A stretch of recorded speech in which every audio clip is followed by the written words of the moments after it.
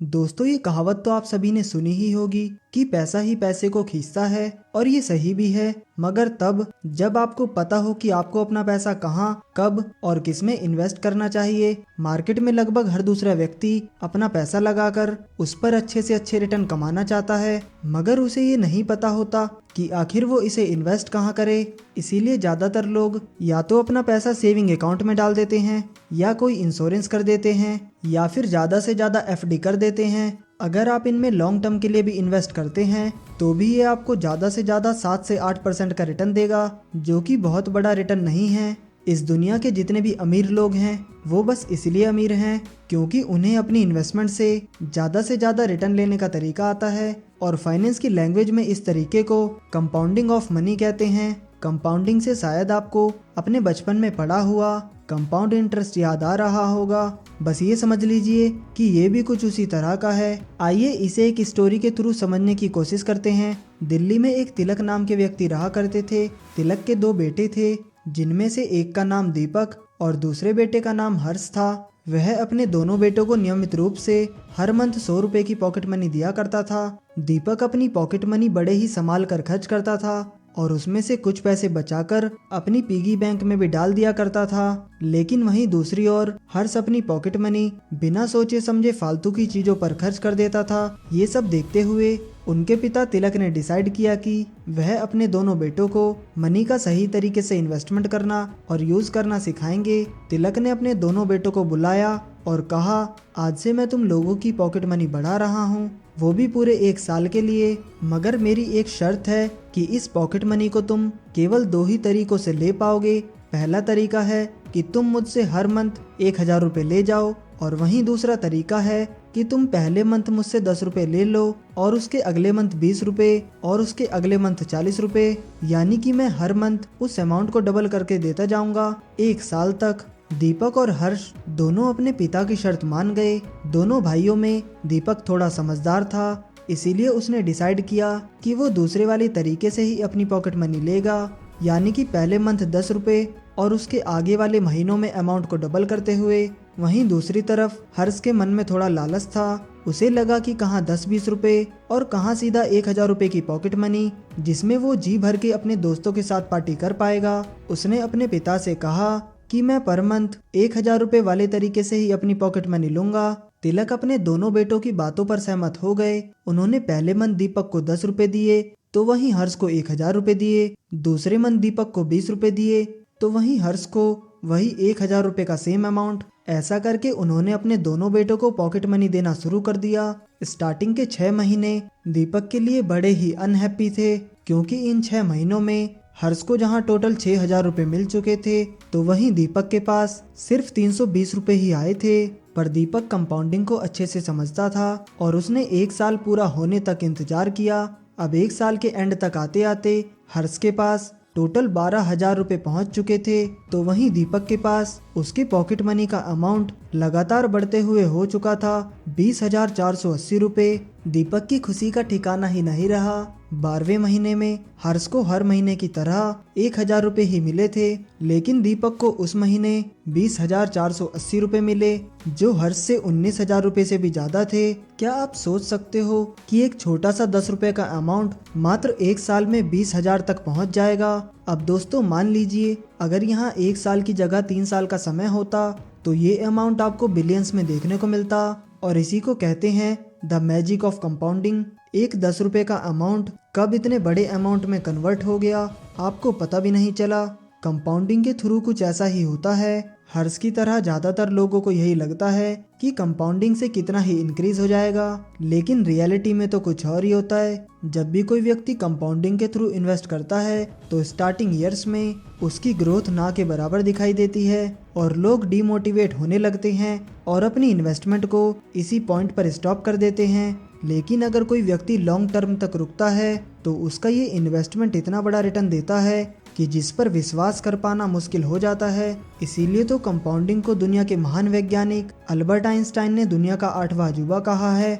आइए अब कंपाउंडिंग को इन्वेस्टमेंट मार्केट के संबंध में समझते हैं, और वो भी बहुत सिंपल एग्जाम्पल के थ्रू।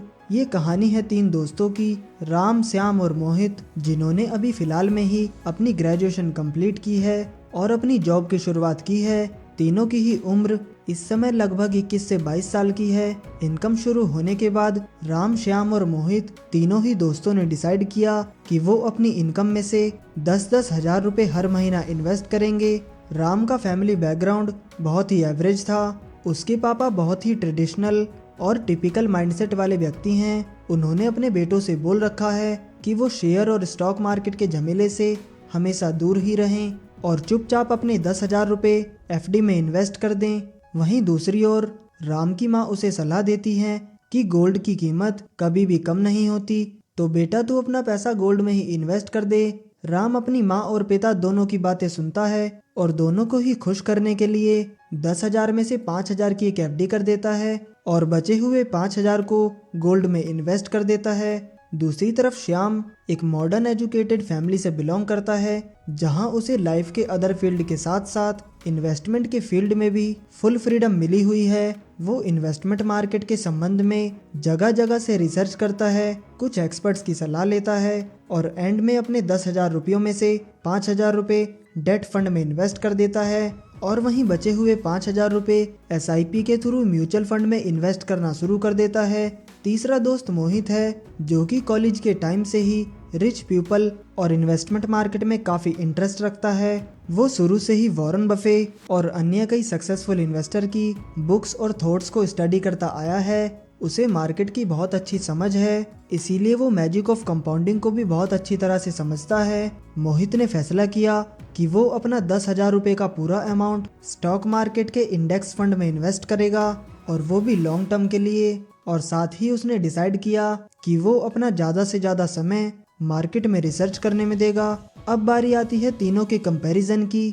तो अब से 30 साल बाद जब तीनों की उम्र 50 प्लस हो गई और तीनों के ही 10,000 रुपये के इन्वेस्टमेंट को 30 साल पूरे हो गए और 10,000 रुपये के हिसाब से तीनों दोस्तों ने इन 30 सालों में टोटल 36 लाख रुपए इन्वेस्ट किए।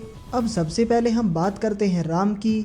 राम ने अपने टोटल इन्वेस्टमेंट का 50% एफडी में इन्वेस्ट किया था, यानी कि 18 लाख रुपए, जो कि 30 साल में 7% रेट ऑफ इंटरेस्ट के हिसाब से बढ़कर हो गया है 61 लाख रुपए।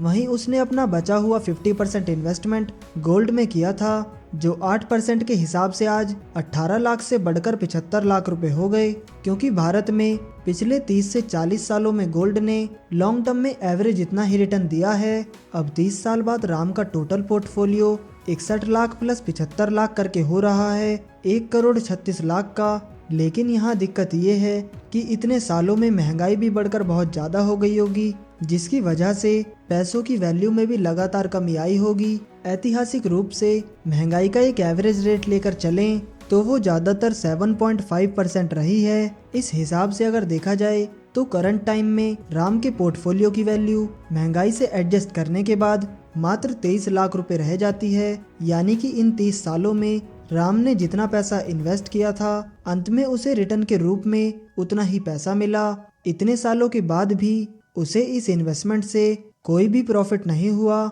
यही कारण है कि इंडिया में इतने सालों तक एफडी और गोल्ड में इन्वेस्टमेंट करने के बाद भी लोग मिडिल क्लास के मिडिल क्लास ही बने रहते हैं। वो चाहते हुए भी इन तरीकों से कभी भी अमीर नहीं बन पाते हैं।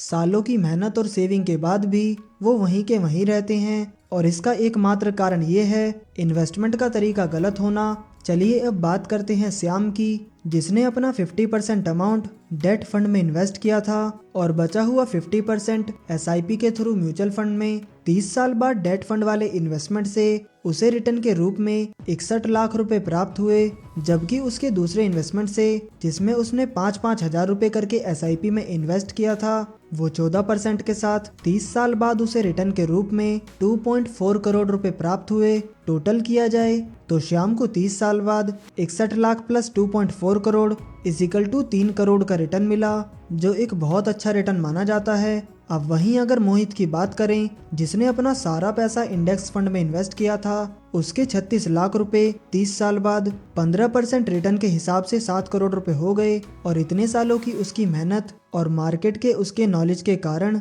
उसे तीनों दोस्तों में सबसे ज्यादा रिटर्न मिला। तो अगर करंट टाइम में महंगाई से एडजस्ट करके भी देखा जाए तो उसके रिटर्न की वैल्यू लगभग 1.6 करोड़ रुपए होगी, जो कि एक बहुत ही बढ़िया अमाउंट होता है। इस अमाउंट से एक व्यक्ति रिटायरमेंट के बाद अपना जीवन अच्छे से गुजार सकता है और अगर वो चाहे तो अपना एक खुद का बिजनेस भी खड़ा कर सकता है।